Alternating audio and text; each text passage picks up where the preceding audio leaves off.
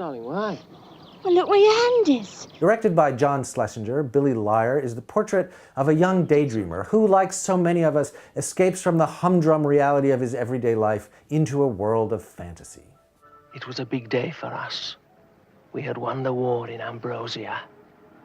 Democracy was back once more in our beloved country.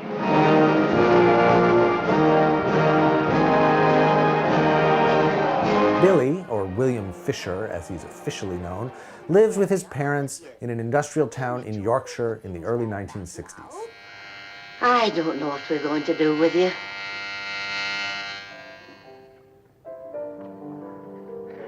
Oh my God, how dreary.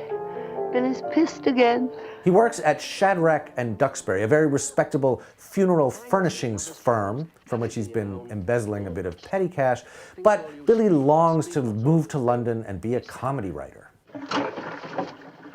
He's a pathological liar with a couple of good friends and 2 fiancées who don't realize that they're time-sharing a single engagement ring.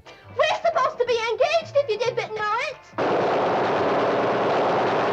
He prefers to spend his time in Ambrosia, an imaginary country where he's an aristocrat, a celebrity, a soldier, whatever he wants to be, but always a hero and always free.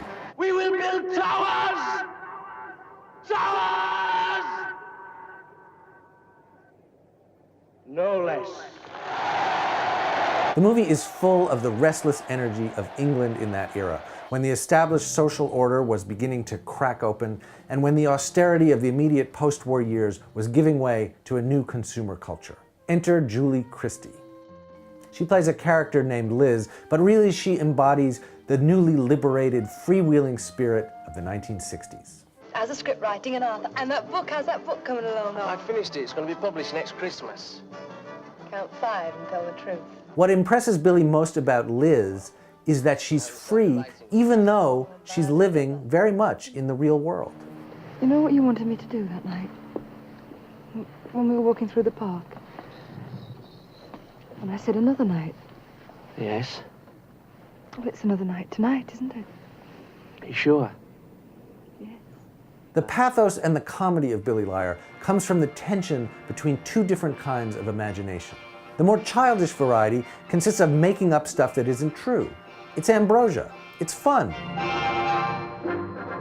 The other kind, which is no less creative, involves recognizing the world for what it is. And this can be painful. Billy fails to resolve this tension, but the movie, as perhaps all great movies do, succeeds in having it both ways. Watching Billy Liar, we escape to ambrosia, and we return to reality.